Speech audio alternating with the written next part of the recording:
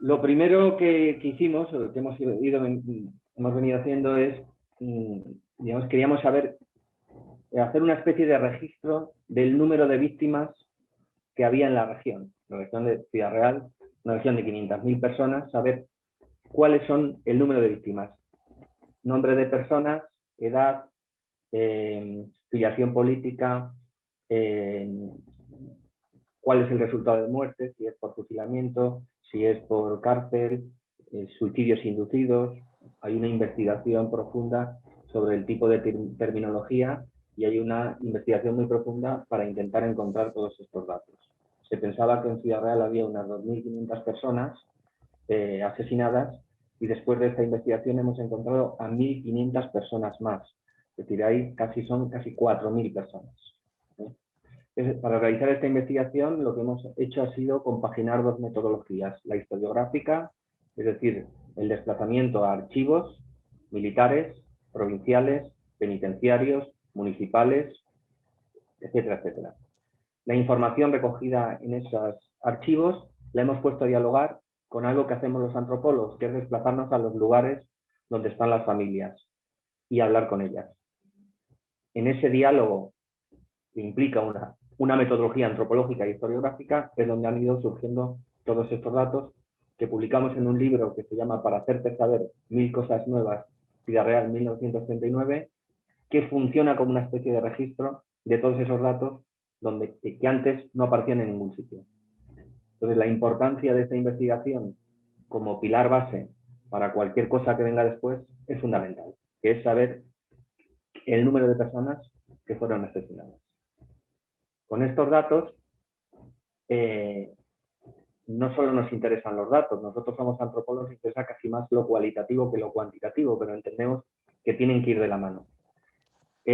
Al mismo tiempo, hemos ido, y en ese libro es un claro ejemplo de eso, tejiendo una red, digamos, con la comunidad, en este caso con familiares vinculados a Ciudad Real, que no tienen por qué estar en Ciudad Real, digamos, la violencia se ejerce en Ciudad Real, pero muchas familias terminan en Francia, en Madrid, bueno, y a esos lugares nos hemos tenido que desplazar. Es un trabajo intenso que lleva muchísimo tiempo, ¿no?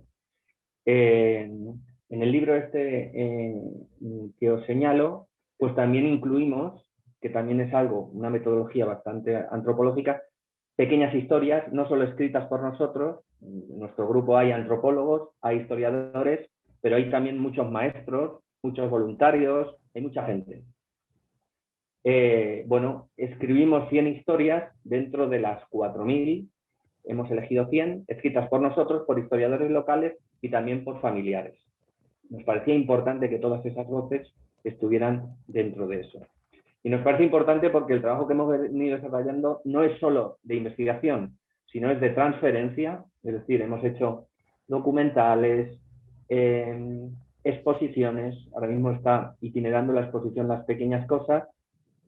Ha estado en Santiago de Compostela, ha estado en Palma de Mallorca, ha estado en Lugo, estará en Ciudad Real próximamente, donde todas esas tesoros, esas cosas que nos han, digamos, mostrado las familias, que han guardado, digamos, en el interior de sus casas para recordar a esa gente expresada en fotografías, una carta de despedida, etcétera, etcétera, etcétera.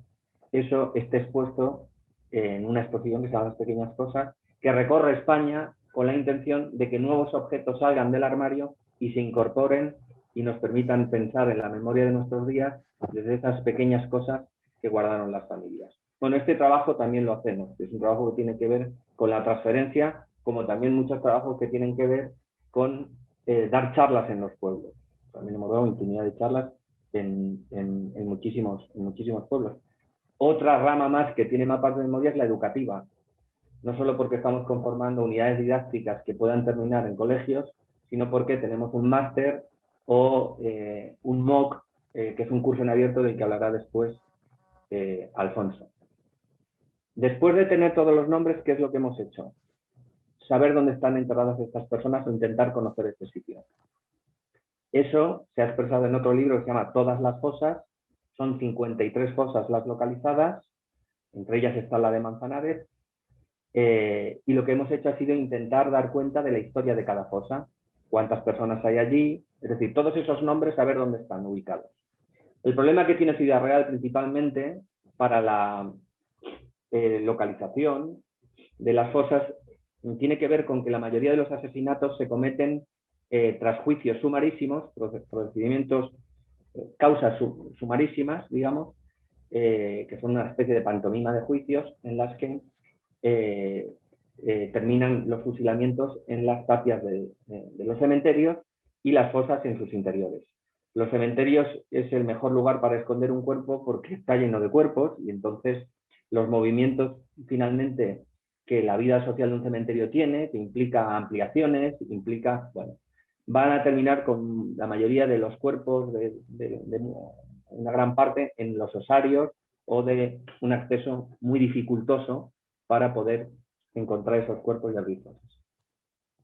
El momento en el que nos encontramos ahora mismo, aparte de muchos proyectos vinculados a transferencia e investigación, tiene que ver con la señalización de todas esas fosas. Hace poco iniciamos la primera señalización, se produjo en Piedrabuena, y la posibilidad de señalizarla, que implica poner una especie de memorial con los nombres, con un código QR para que la gente que llegue allí pueda saber la historia de la fosa, y si la fosa está localizada en tierra, poner también una especie de monolito que pueda ser quitado si hay una petición familiar para la apertura de esa fosa.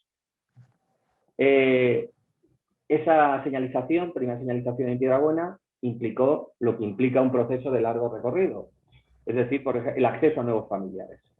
Es muy difícil localizar a todos los familiares de estas 4 víctimas, algunos ni se localizarán nunca.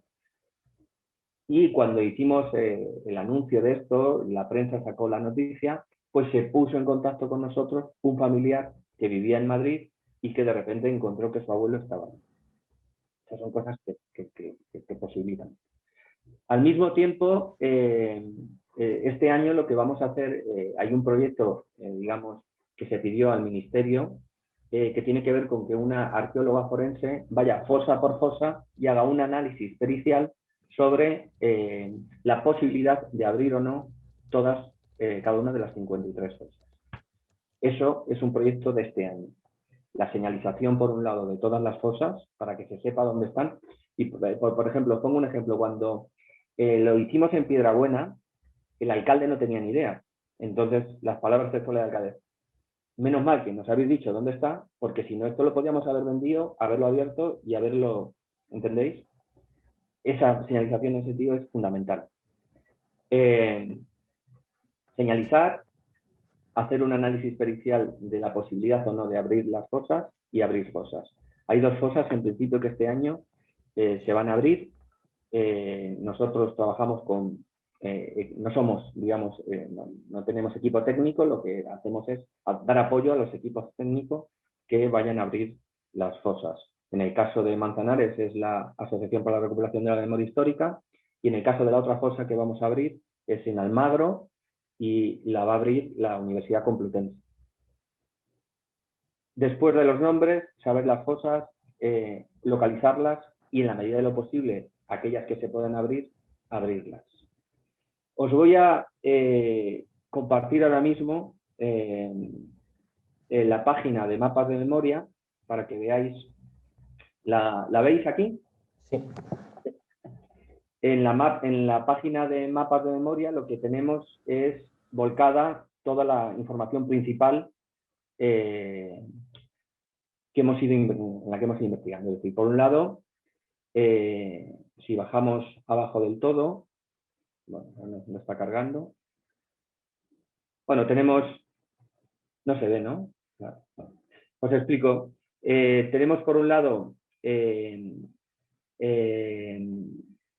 una explicación sobre la del proyecto, las distintas publicaciones que vamos sacando, distintas noticias de las distintas acciones que llevamos a cabo, el mapa de las fosas, con la explicación de cada una de ellas, que se va actualizando. Aquí a la fosa concreta es donde te trae el código QR que va a haber en cada uno de los 53 memoriales. Y luego tenemos aquí el listado de todos los nombres de todas las víctimas. A esta página web que tenemos, que tiene un email, es donde nos llegan muchas peticiones de familiares para saber muchísimos tipos de datos distintos, el acceso a juicios sumarísimos, muchas cosas, ¿no? Y aquí tenemos la exposición. La exposición la iniciamos en diciembre de este año pasado, no, del anterior, pero con el COVID, pues no pudo desarrollarse como hubiéramos querido. Entonces lo que hicimos pues es generar una exposición virtual a la que también podéis tener acceso, y fuimos sacando durante la pandemia del año pasado, pues cada cierto tiempo, uno de los objetos encontrados y una historia contada por uno de los miembros del equipo vinculada a ese objeto. Digamos, eso posibilitó que la exposición llegara a sitios donde no esperábamos, Argentina, México, tuvimos varias charlas con equipos de Argentina vinculadas a estos, etcétera, etcétera. Aquí tenéis el acceso. Os recomiendo que vayáis a todos estos objetos. Son pequeñas historias que a nosotros es parte de nuestra seña de identidad. Tiene que ver con el tipo de acercamiento que hacemos los antropólogos en un punto, y es encontrar que en esas pequeñitas cosas, digamos, en muchas ocasiones desgastadas, cosidas, amputadas en un caso, expresan de manera clara una memoria susurrada, escondida, un buen lugar para pensar la memoria de nuestros días, ¿no? Desde esas pequeñitas cosas. Es parte de la seña de identidad de nuestro grupo, ¿no? Bueno, hasta aquí, igual me he cedido un poco. Le paso la palabra a Alfonso Villalta para que complemente esta información, el coordinador de mapas de memoria, y seguimos. Muchas gracias. Bienvenido, Alfonso, que no te he presentado antes, y muchas gracias. Sí, hola, buenos días, hola Adela, gracias. Buenos días a todas y a todos. Bueno, agradecer, como ha dicho Jorge también, bueno, tanto a José Luis, que es una de las personas que nos invitó, como a Amnistía Internacional, pues posibilitar este espacio, ¿no?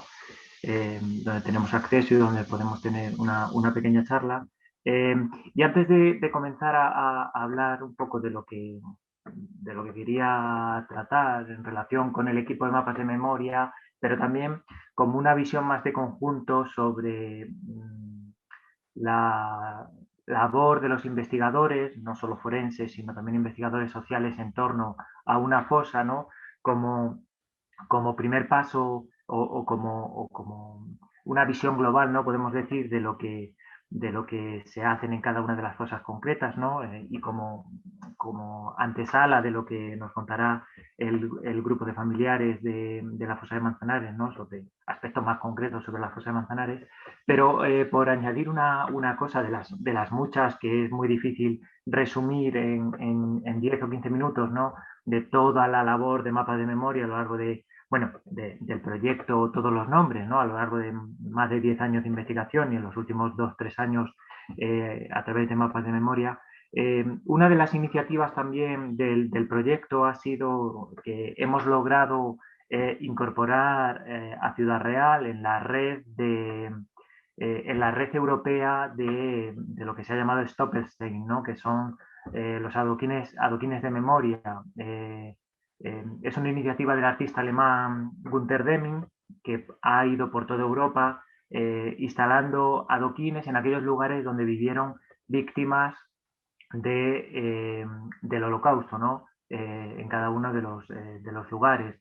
Entonces, es importante señalarlo porque es un logro debido a que es difícil acceder a esa red, ¿no? Este año vamos a implementar los primeros adoquines en algunas de las localidades de Ciudad Real, y también poner sobre la mesa algunas víctimas de la represión que en ocasiones quedan relegadas y olvidadas por la lejanía, ¿no? Y son, pues, en este caso, vecinos de Ciudad Real, muertos en campos de concentración nazi, y que a lo largo de este año pues señalizaremos los últimos lugares donde vivieron, ¿no?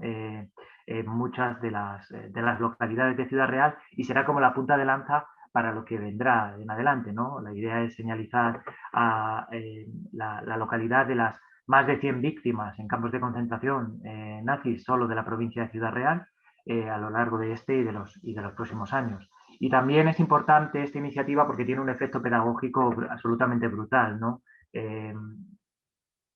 Ser consciente o hacer consciente a las generaciones más jóvenes que algo que tienen en su memoria visual por las películas y por el propio Hollywood, ¿no? Que es el Holocausto, pues que también se ha vivido en sus lugares más cercanos, ¿no? Que puede ser que un vecino suyo, un vecino en su pueblo fuera víctima de un campo de concentración, ¿no?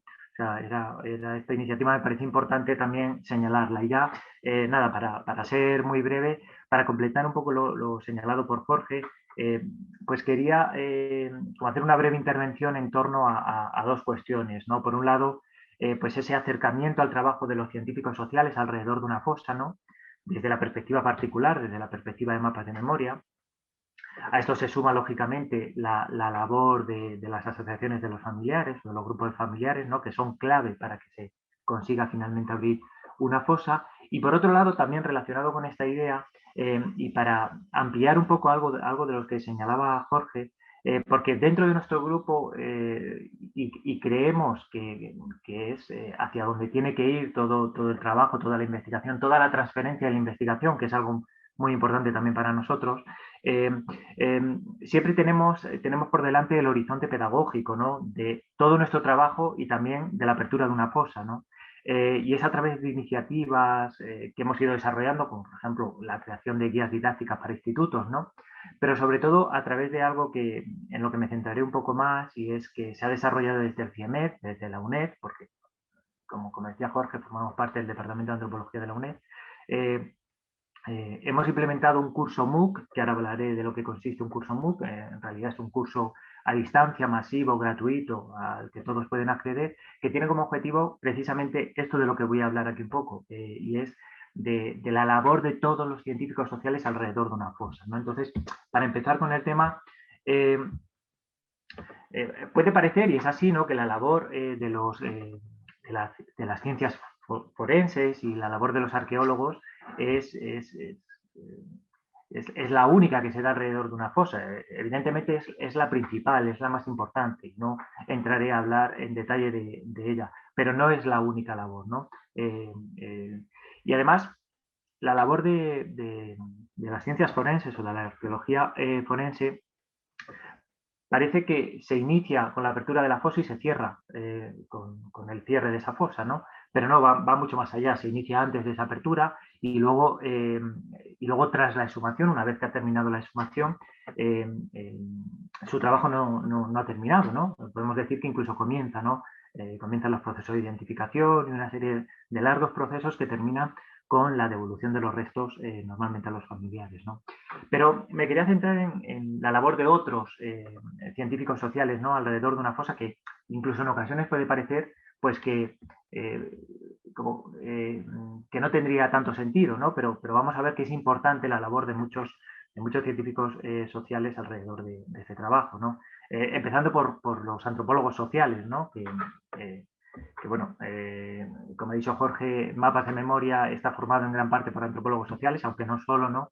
Y es importante la labor, es importante la investigación a pie de fosa, ¿no? Podemos diferenciar estos dos momentos, una investigación a pie de fosa y una investigación previa, que es de lo que ha hablado Jorge, una investigación previa muy amplia, que es todo este trabajo que ha venido señalando Jorge a lo largo de un amplio espacio de tiempo, ¿no? Pero a pie de fosa es importante la labor del antropólogo social, de los antropólogos y antropólogas sociales, ¿no?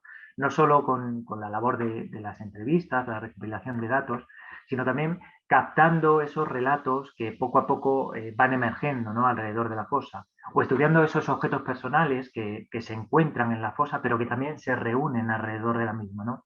De los que surgen iniciativas pues, como esta exposición de la que hablaba Jorge, ¿no? Esta exposición itinerante que hemos estado intentando mover a lo largo de este año. Y otros científicos sociales, pues como los historiadores, ¿no?, que forman parte también del grupo de mapas de memoria. Es interesante, aunque no entraré en detalle porque sería muy amplio, ¿no?, cómo se compagina el trabajo del antropólogo y del historiador, ¿no? Y si el trabajo del historiador tiene como objeto la mirada sobre la fuente, ¿no? Pues el trabajo del antropólogo es importante también, el trabajo que realiza el antropólogo sobre las fuentes, ¿no? Porque hay como dos tipos de miradas sobre la fuente. Pero bueno, a nivel del trabajo en torno a una fosa, la labor de los historiadores es muy importante, ¿no? La labor sobre los archivos, sobre los testimonios que se pueden recopilar en los archivos, y a lo que señalaba Jorge antes, ¿no? De este trabajo de mapas en torno a los archivos, pues habría que señalar pues, en más detalle, ¿no?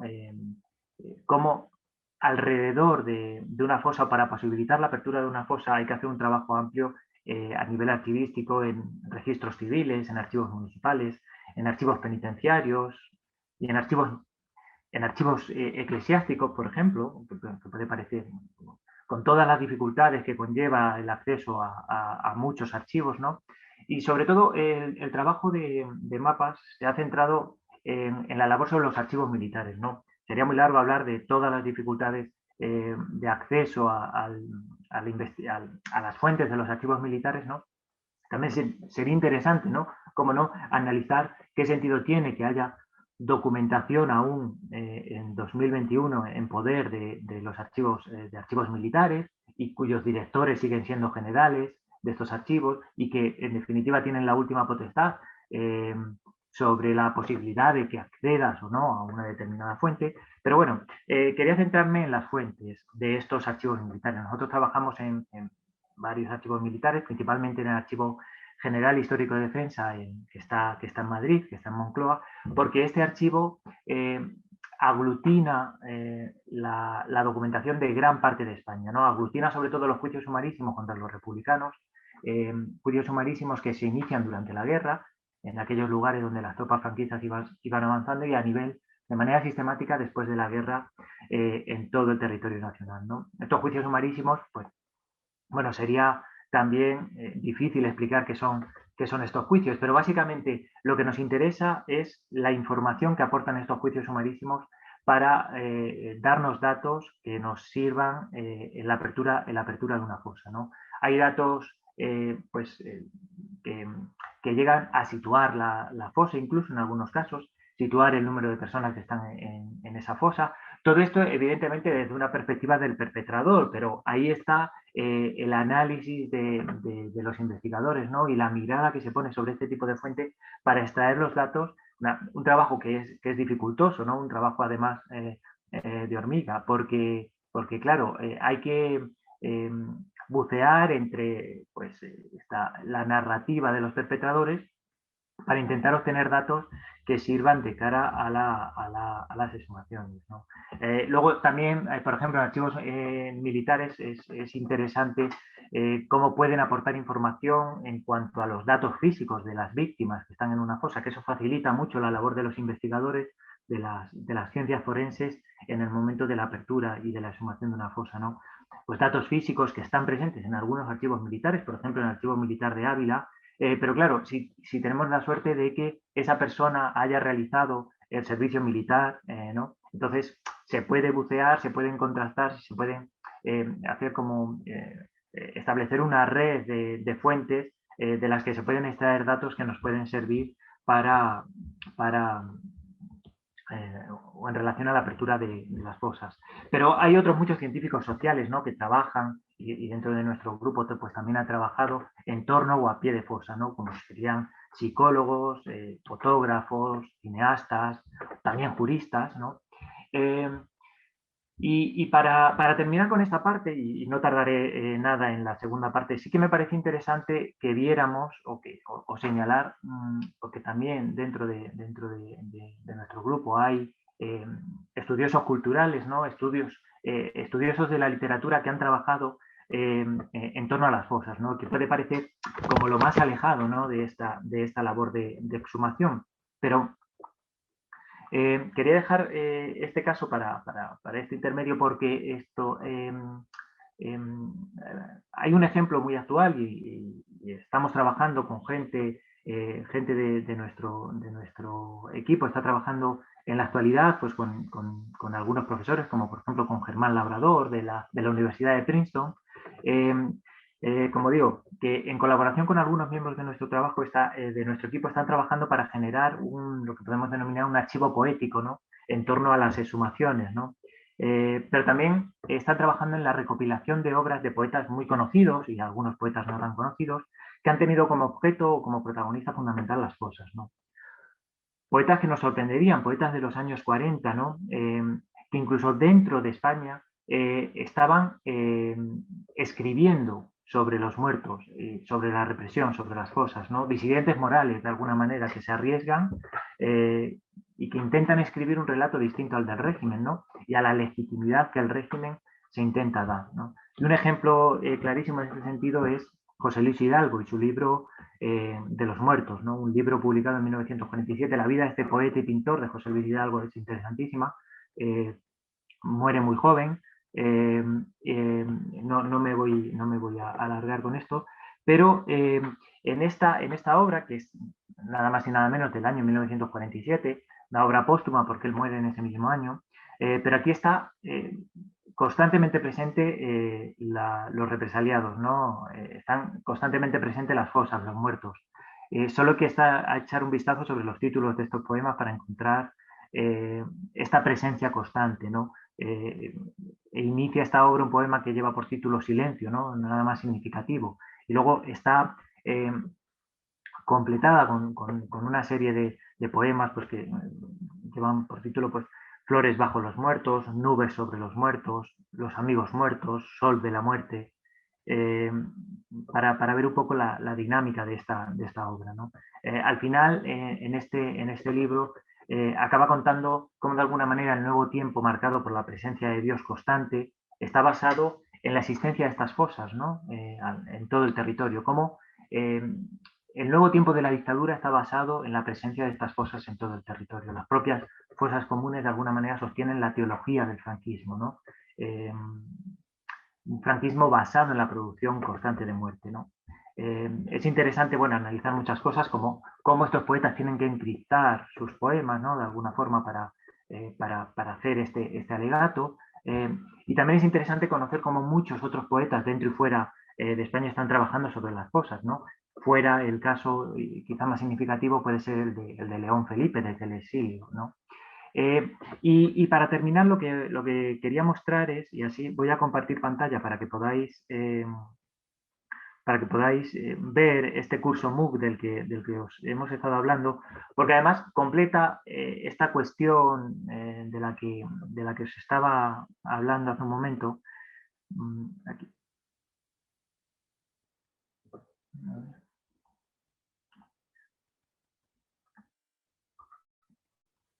No sé si se está viendo bien. Este es el MOOC que hemos elaborado desde la UNED, desde el CIEMET.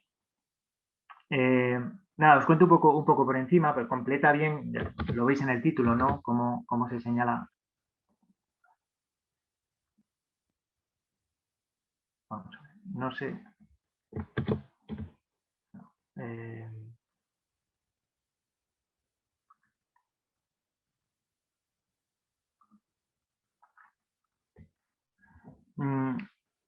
El propio título, ¿no?, ya demuestra cómo la labor de todos los investigadores en torno a las cosas es importante, ¿no? Pues simplemente quería comentar que entre otras iniciativas, como una guía didáctica que hemos elaborado, ¿no?, este MOOC, curso abierto, tiene como objetivo, ¿no?, ver cómo se desarrolla el trabajo de los especialistas y científicos sociales en torno al proceso de exhumación de una fosa, ¿no? Estos MOOC son cursos a distancia, como digo, cualquiera puede acceder a través de Internet y cuyos participantes se pueden matricular casi de manera ilimitada, de forma gratuita, ¿vale? Si alguien quiere profundizar en el MOOC, se puede matricular, componer MOOC UNED abierta y sumar una fosa común. Va a aparecer la cuarta edición, que es la que tenemos ahora mismo en abierto, ¿no? Y aquí podéis bucear, son pequeñas píldoras, pequeños vídeos, donde se reúne de alguna forma. Voy a poner un ejemplo, pues todo este trabajo que se está realizando en torno a la fosa. veis cómo es la iniciativa, pues si entramos en cualquiera de estos vídeos, pues aparecen unas pequeñas píldoras con fragmentos de vídeo para que podáis ver. Además están subtitulados tanto en castellano como en inglés y son pequeños fragmentos de vídeo, ¿no? Esto dentro de esta dinámica, de esta iniciativa, donde la cuestión pedagógica de todo lo que tiene que ver con el pasado traumático, con los derechos humanos, es una parte fundamental dentro de nuestro trabajo, ¿no? Pues nada, quería cerrar así y invitaros a ver el MOOC y a compartirlo como queráis, también como complemento a esta idea que venía un poco señalando de toda esta labor de los científicos sociales en torno a una fosa. Pues muchísimas gracias, Alfonso. Si os parece, iniciamos un turno de preguntas. Si queréis preguntar. Rosma, por ejemplo, que veo que está levantando la mano. Abre el micrófono, Rosma, el micrófono.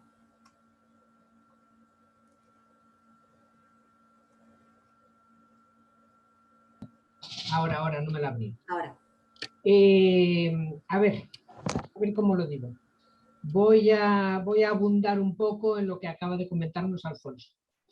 Y es sobre todo del tema de la sorpresión. ¿Y por qué?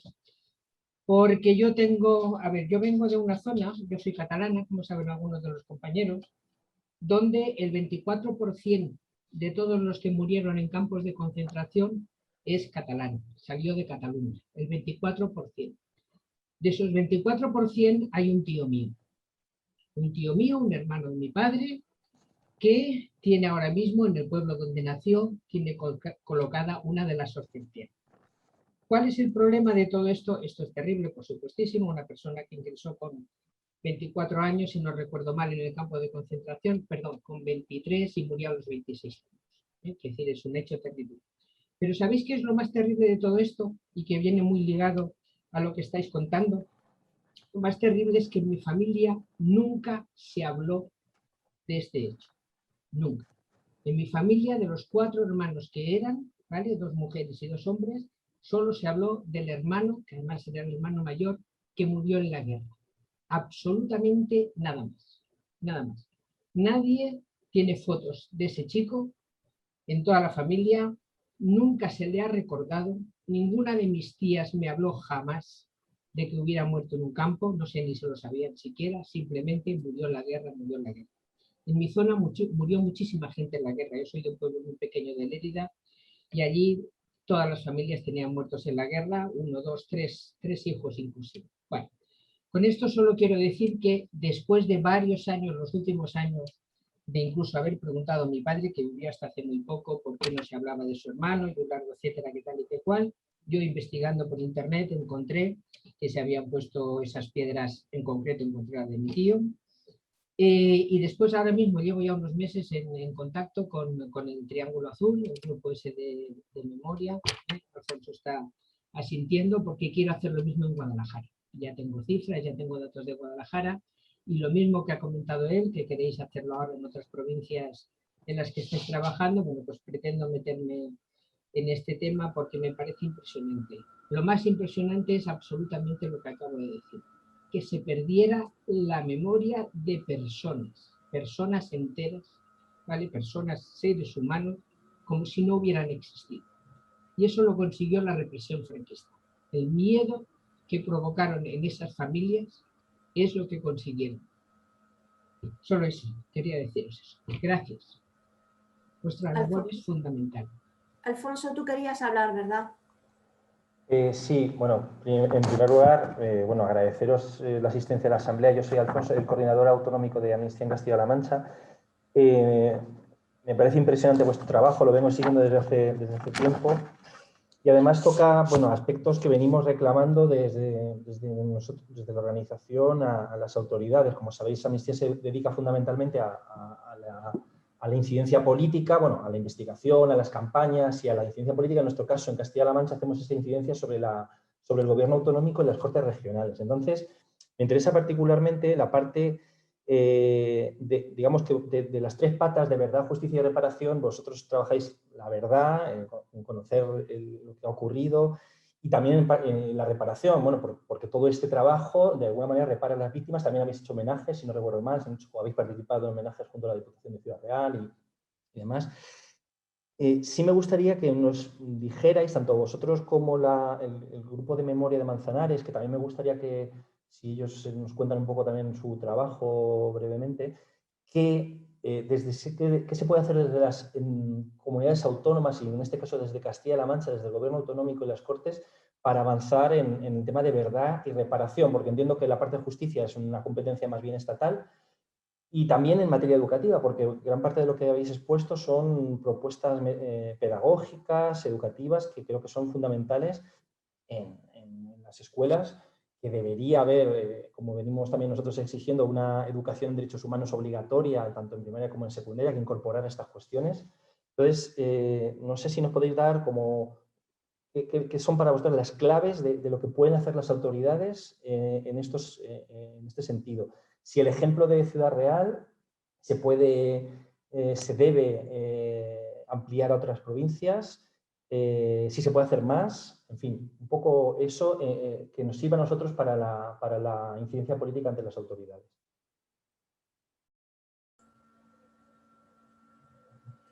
Alfonso, perdona, la pregunta iba dirigida a...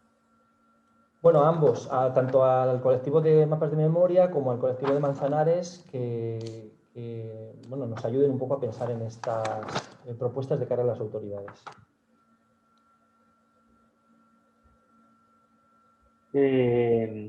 Voy a contestar primero a Roma y luego Alfonso que conteste a Alfonso. Sobre las cuestiones que tienen que ver con qué puede hacer el gobierno. Y José Luis que introduzca también toda la cuestión de Manzanares y también comente. Lo que dice Roma sobre que lo peor de todo tiene que ver con el olvido en algún punto, efectivamente es parte de la estrategia de la violencia franquista.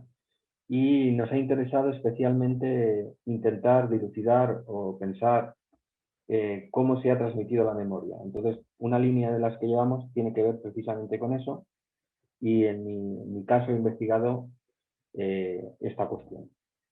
Y digamos, y la cuento rápidamente para que sirva para todos, digamos, a cierto hallazgo que de repente uno encuentra en esto que inquieta tanto y que tiene que ver con el olvido. El olvido dentro de las propias familias, ¿no? Incluso, ¿no?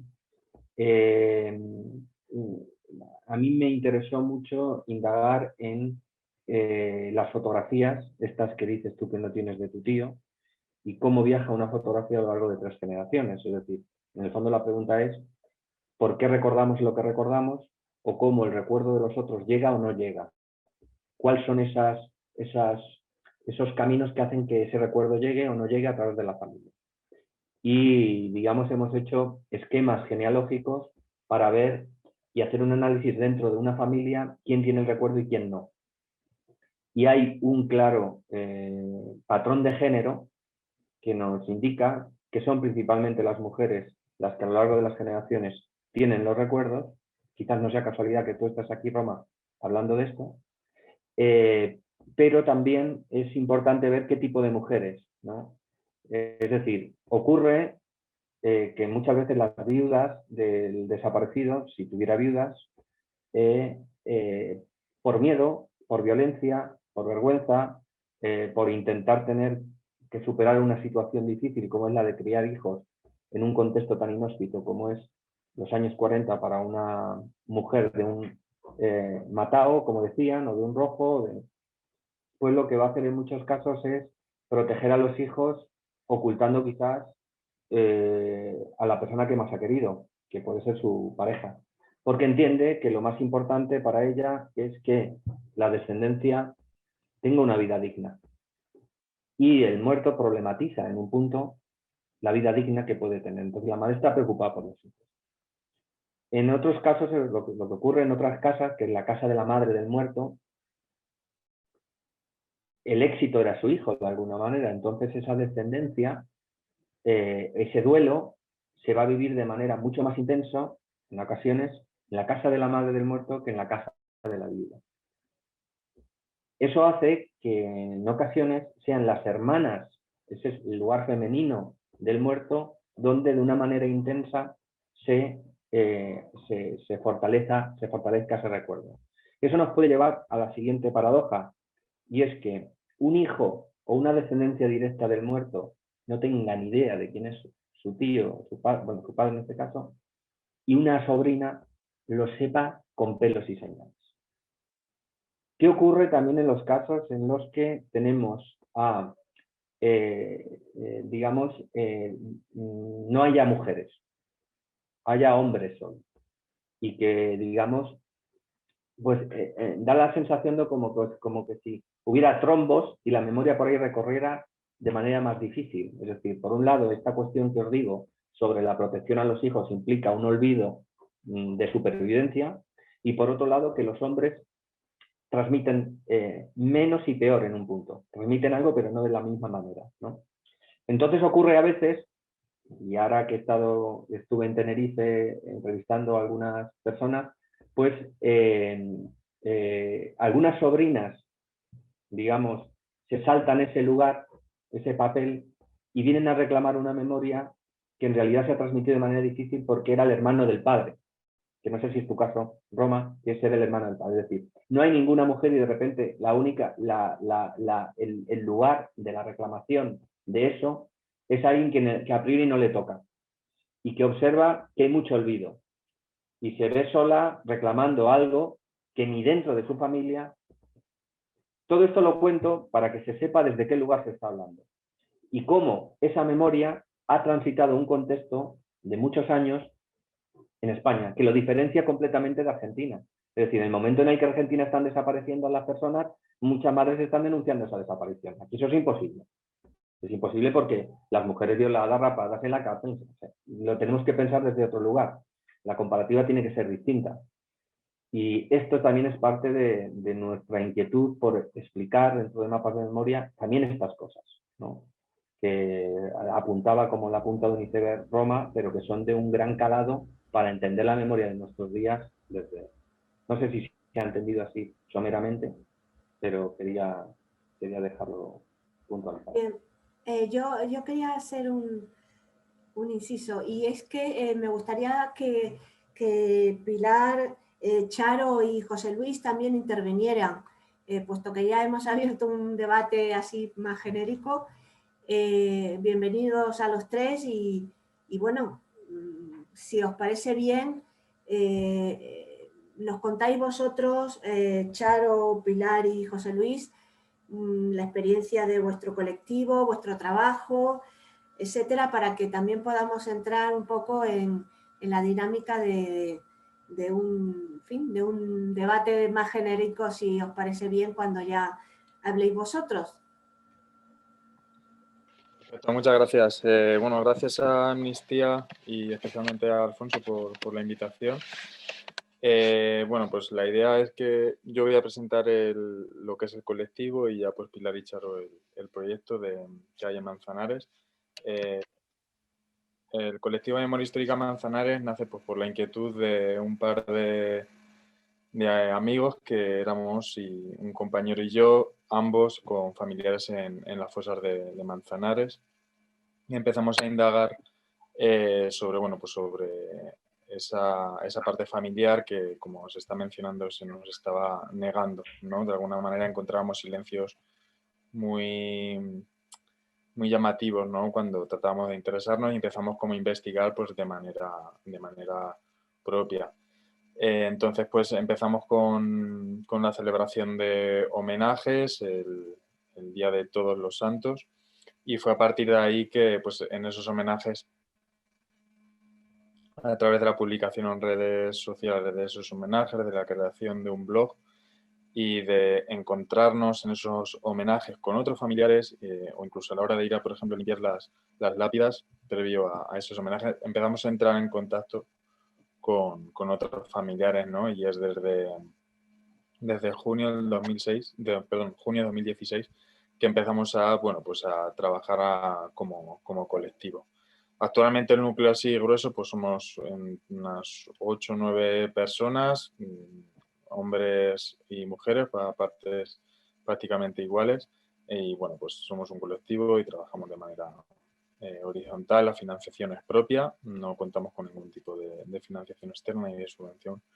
Y bueno, pues tenemos como objetivo el de pues, dignificar la memoria de las víctimas de la represión franquista, visibilizar la historia local desde una perspectiva democrática, ¿no? Desde otro prisma al que pues, hemos heredado, y reparar el dolor de las familias de las víctimas, ¿no? Y por eso, si bien somos un colectivo de memoria, lo que es el núcleo duro somos pues familiares, y creemos que esto es algo que bueno, pues que nos da mucho valor y legitimidad, ¿no? Ya que pues el interés pleno es el de, pues, bueno, el de trabajar este dolor a nivel de familias y apoyarnos entre nosotras para pues finalmente reparar dicho dolor.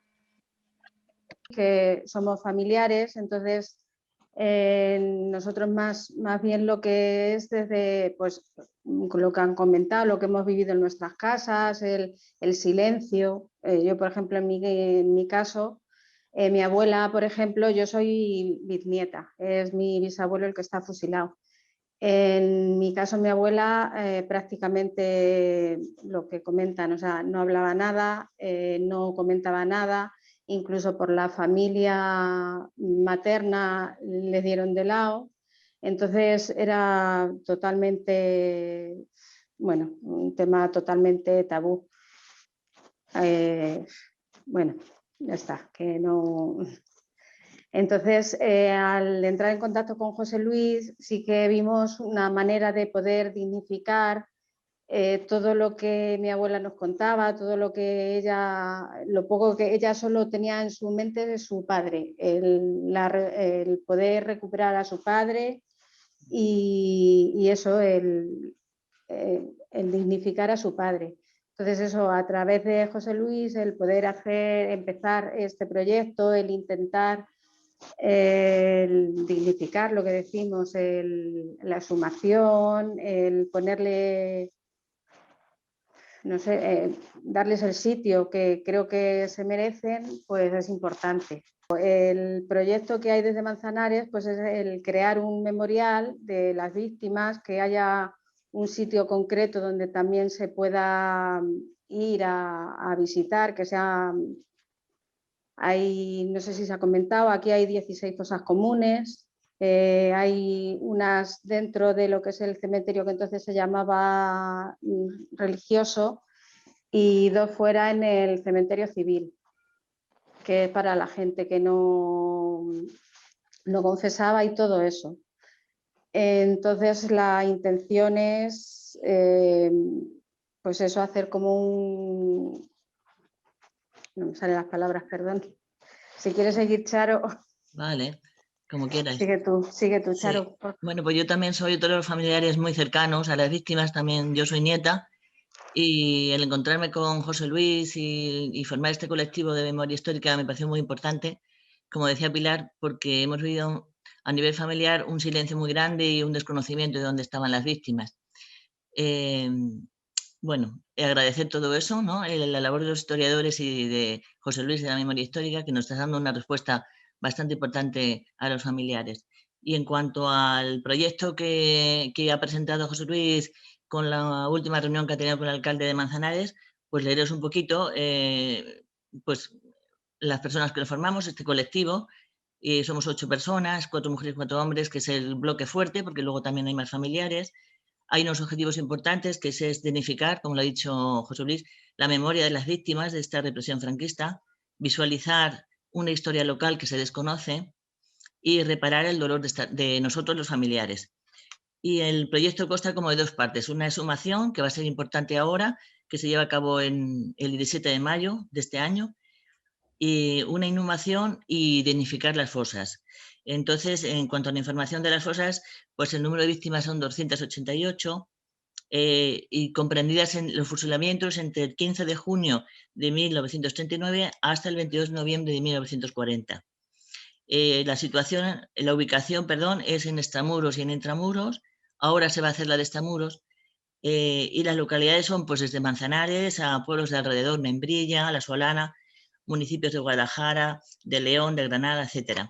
Y los objetivos como más específicos del proyecto sería construir un memorial, lo que ha contado un poquito Pilar, en honor a las víctimas de la represión franquista, ofrecer la posibilidad permanente de que las familias puedan acudir a por los restos de sus familias de forma factible, y luego promover un relato histórico-social que integre la dignidad de las víctimas y sus consecuencias multigeneracionales.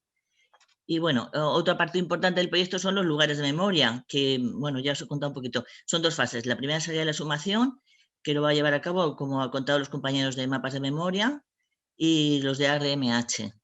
Y bueno, pues ahí en total hay, en esta primera exhumación son 33 víctimas en 2 fosas y en 2 lápidas. Y las localidades comprenderían Membrilla, Manzanares, Cuenca, Villafaña y en León, Alhambra y La Solana. Y las familias que han contactado o estamos con ellas son al menos 6. Y luego la segunda parte, que sería la exhumación de intramuros, que es, nos han dicho que es la más difícil, pues a nivel de, primero, pues de nivel dinero. Y segundo, pues el meter unas máquinas apropiadas, porque son muchas fosas juntas las que hay en aquel lado. Y entonces sería como un proyecto aparte de esto, pero nosotros queremos a la hora ya de abrir el estado de exhumación, como que todos los familiares que nos conocemos sigamos en este proyecto. Y pues nada más, esto, lo que contaros. No sé si he hablado muy deprisa, porque suelo hablar deprisa. Muchas gracias, Charo. Yo solo por anotar, en este proyecto que tenemos como colectivo de memoria histórica, familiares de las víctimas, claro, pues participamos, hay una coordinación con Mapas de Memoria, ¿no? También a esta reunión se invita a la ARMH, la Asociación por la Recuperación de la Memoria Histórica, pues para un poco pues mostrar, ¿no? Como todo ese proceso de, primero hay una investigación previa como que correspondería a Mapa de Memoria, lo que es la parte de la exhumación, que es la que realizaría el RMH, y pues bueno, el papel de los familiares dentro de este proceso. Entonces, pues gracias a esta coordinación y este pues trabajo en equipo, pues ha sido como posible que, pues eso, que a día de hoy tengamos fecha como para esta exhumación. Relacionado con el trabajo que se hacía con las instituciones, ¿no? Que un poco por retomar esa parte de debate, bueno, claro, nosotros lo que nos hemos encontrado es como con una postura de, bueno, pues abierta, ¿no? Hay una apertura de la institución local, pero bueno, pues nos encontramos un poco con la convulsión política, ¿no? Que eso pueda generar como pues el hecho de que haya una exhumación. Y también un tema de financiación, ¿no? Son como los dos frentes más importantes con los que nos encontramos. Entonces, pues, claro, la responsabilidad que nosotras tenemos como familiares es la de aportar pues legitimidad, ¿no? La de mostrar esa necesidad de que se abra esa fosa, de que se exhume, de que se individualicen y dignifican los restos de las víctimas, porque hay una petición expresa de los familiares, ¿no? Porque existe esa necesidad, como decía Charo, multigeneracional, ¿no? Y bueno, es un poco como nuestro objetivo, ¿no? El hacernos ver. Es cierto, como decían también, que es difícil llegar a las familias, porque bueno, se añade la deslocalización, ¿no? Que hubo pues durante el franquismo, ¿no? Pues a modo de como huida política o huida económica, ¿no? El estigma social hacía que, pues bueno, el salir para adelante dificultara mucho la situación económica de las familias y que, bueno, pues luego también, bueno, digamos que no es fácil, ¿no? Por decirlo así. Yo recuerdo el primer homenaje que hicimos en Manzanares cuando llevamos lo que fueron las solicitudes para exhumar, la gente estaba como, yo recuerdo como algunas caras de asombro y no voy a decir pánico porque quizás es demasiado, pero digamos que también hemos visto que hay un proceso, ¿no?, en el que las familias necesitan un debate interno, muchas veces incluso individual, no solo familiar, de asumir la posibilidad de que se exhumen los restos de su familia, ¿no?, que es algo que trastoca mucho, y yo recuerdo cómo en ese primer homenaje me di cuenta de que, bueno, había que hacer un trabajo más pues de poco a poco, ¿no?, de ir haciendo un esfuerzo como colectivo, de ir contactando con otras familias, sobre todo ir compartiendo pues todas las dudas que teníamos como familiares, ¿no?, y también de comprender que la violencia, la represión, el estigma que habían vivido nuestras familias no había sido algo como individual, ¿no?, sino que éramos un conjunto de familias que hayamos sufrido algo similar, que lo podíamos compartir entre nosotras, y que bueno, y también que ese arropo que hacíamos entre nosotras hacía que a lo mejor ese sueño, ¿no?, el de la exhumación, el de, por ejemplo, mi abuela, el de poder ser enterrada junto a los restos de su padre, esa ilusión podría materializarse. Y eso ha sido un trabajo pues de todos estos años.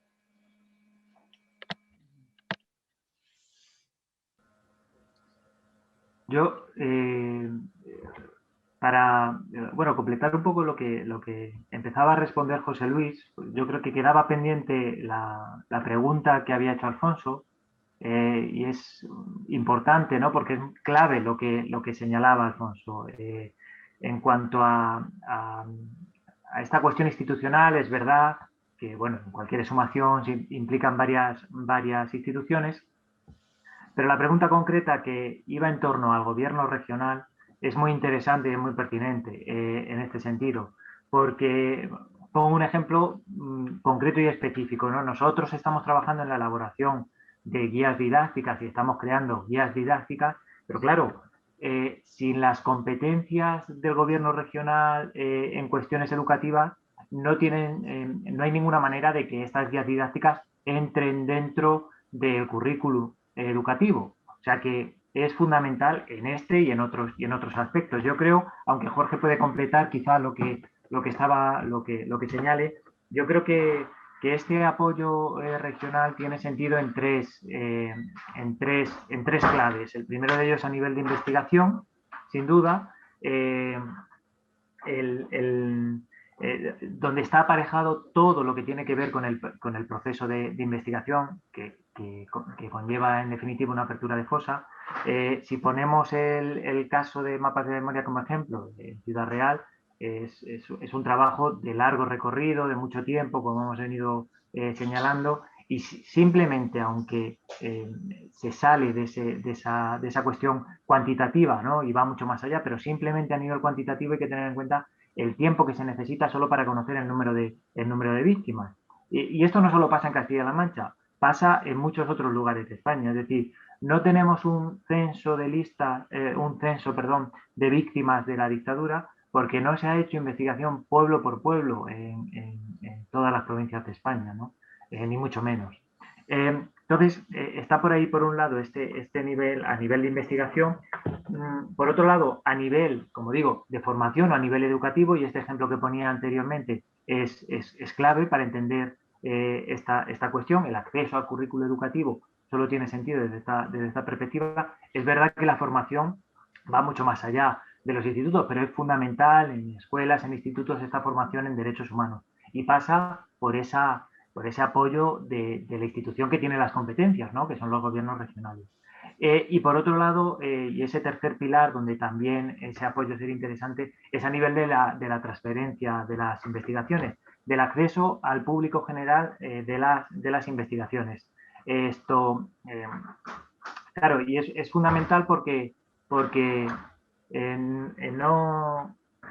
es fundamental porque solo de esta manera podemos hacer que los procesos de investigación, que son muy largos y que son muy complejos, ¿no?, pues lleguen al público en general, ¿no?, y que no se queden simplemente en la universidad, ¿no?, o en el mundo académico. Entonces, no sé si ha quedado contestado, pero más o menos iba por ahí el tema. En relación a nuestro caso concreto, la financiación que estos últimos años hemos tenido no es de la Junta. O sea, la Junta no ha dado ayuda a esto que estamos realizando, es ayuda de la Diputación de Ciudad Real. Entonces, esa empatía no la hemos encontrado en la Junta. Eso es lo primero. Que es una empatía no solo con los investigadores, sino con las familias que aquí están representadas, con las familias víctimas. Es muy importante que no sean las familias las que tengan que ejercer una cuestión de demanda política. Bastante tienen en un punto, ¿no? Deberían ser las instituciones las que se encarguen de eso. En ese caso, me parece una buena noticia que el actual gobierno pues tenga a gente como Paco Echeverría liderando este tipo de ayudas que tienen que ver con exhumaciones y con proyectos de investigación, etcétera, etcétera. Para él es importante que sean las instituciones estatales, regionales o provinciales las que se encarguen de esa labor, ¿no? Que sean ellos las que no solo de no solo de las víctimas que tengan familia, es que hay un montón de víctimas que no tienen familia y tienen el mismo derecho también a una dignificación y un reconocimiento. Muchísimas víctimas sin familia no van a reclamar nunca la apertura de una fosa. Nuestra labor ha sido dar nombre a todas estas personas que no tienen alguien que reclame por ellas, ¿no? Las instituciones deben reclamar y deben ser las adalides de esa iniciativa que no deje fuera a nadie, ¿no? Y que, pues lo que dice Alfonso, tenga una pata en investigación, en transferencia y en la apertura de las exhumaciones allí donde sea posible. Claro. Pero nosotros, desde nuestra experiencia, las ayudas que hemos recibido han sido o bien de la Diputación o de los distintas, en su día, cuando se hizo aquella ley de Zapatero, una pequeña ayuda para iniciar la investigación, y actualmente, digamos, la Complutense ha pedido ayuda al Estado para abrir la fosa de Almagro y nosotros hemos pedido ayuda para hacer una investigación sobre género, sobre las particularidades de la represión femenina, que es muchas mujeres no están en las fosas, pero fueron pues, violadas, rapadas, etc. Y eso lleva una investigación muy compleja en la que también estamos indagando y echándole la energía. Y esta otra que os mencionaba antes, de manera que tiene que ver con de las 53 fosas que hay, pues que una antropóloga forense del CSIC haga un peritaje exhaustivo de cada una de ellas y haga un informe que pueda servir, digamos, para ver si se puede abrir o no se pueden abrir algunas de las cosas. Esas ayudas, esas tres cuestiones, son ayudas principalmente del Estado. No sé si ha quedado más o menos, Alfonso, con estas cosas que planteabas. Sí, muchas gracias.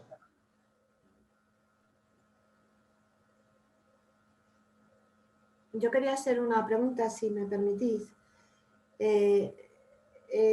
Quería comentar qué opináis del proyecto este de ley o del anteproyecto de ley sobre memoria democrática.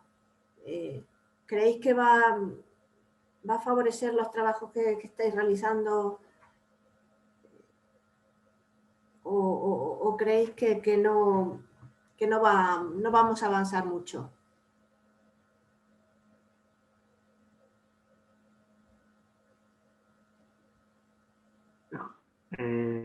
Jorge, no sé si, bueno, os comento yo algo. Claro, es una pregunta muy interesante, claro.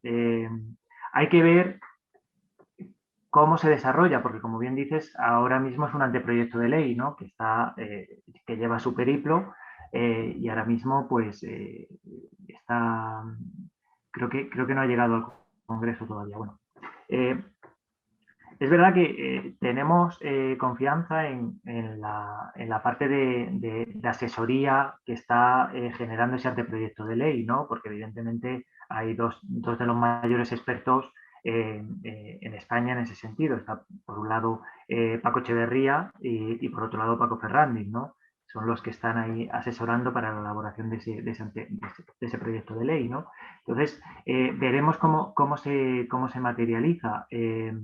Es verdad que hay como pequeñas pinceladas que habrá que ver cómo terminan siendo al final. En el sentido, por ejemplo, de lo que yo más he estado trabajando, que es sobre la anulación de los juicios sumarísimos, hombre, pues es una reivindicación que se viene realizando desde hace mucho tiempo, ¿no? Y es un paso hacia adelante, porque es que está pasando algo. Eso es materializar en ley lo que muchos de los familiares nos han dicho constantemente en las entrevistas, ¿no? Que lo que nos dicen es: mi padre, mi abuelo no fue un criminal. Y la anulación de los juicios es precisamente eso, ¿no? Para que se entienda de una manera sencilla. Y desde luego es como un paso mucho más decidido que lo que se iba a realizar en torno a los juicios sumarísimos en la anterior ley de memoria histórica de 2007, que quedó además en papel mojado en ese sentido principalmente, ¿no?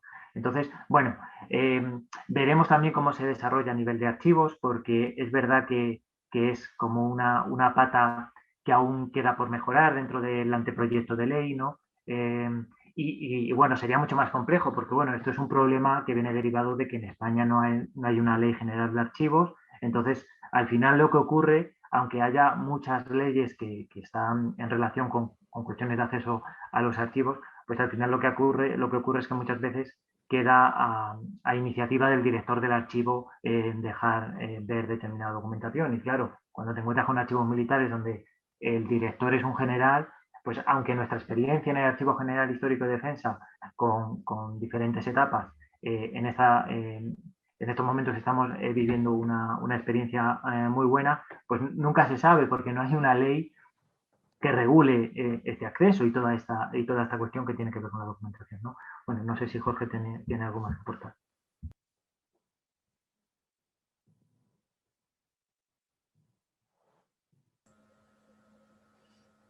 Sí, Jorge, te preguntaba, Alfonso, que si querías añadir algo en este sentido. Pues no, en principio no quería añadir nada, ¿no? Muy bien. Pues nada, más preguntas.